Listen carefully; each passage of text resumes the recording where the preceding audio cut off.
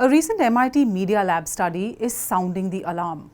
Using AI chatbots like ChatGPT might actually be making us dumber. Researchers set up a simple test. Over 50 adults were asked to write SAT-style essays under 3 conditions. One group used ChatGPT. The second one could use Google search. And the third one could use no external sources like search engines or ChatGPT. While the subjects of this study were writing their essays, they hooked them up to an EEG to monitor their brain activity. Those relying on ChatGPT, it turned out, showed the weakest brain activity, especially in areas tied to executive control and creativity. Over the weeks, ChatGPT users increasingly resorted to copy-paste, producing formulaic essays that 2 English teachers described as almost soulless essays. The neural data confirmed that the first set of ChatGPT users weren't engaging deeply with the material. In fact, they could barely identify what they had themselves written. So they completed the task at hand, but there was no real learning, no real brain involvement or stimulation.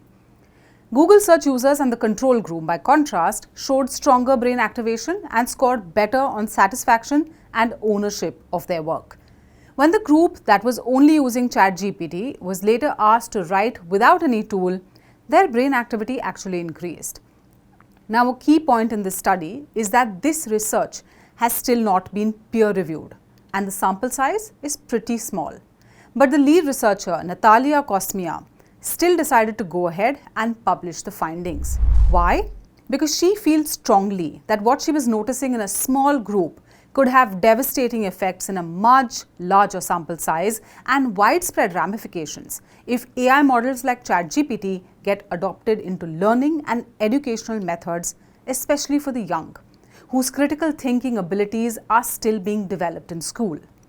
In an article in Time magazine, Kosmia is quoted as saying, "What really motivated me to put it out now, before waiting for a full peer review, is that I am afraid in 6 to 8 months, there will be some policymaker who decides, let's do GPT kindergarten.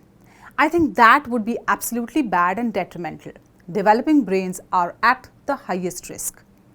Already we know anecdotally that a lot of youngsters are using tools like ChatGPT to get their homework done.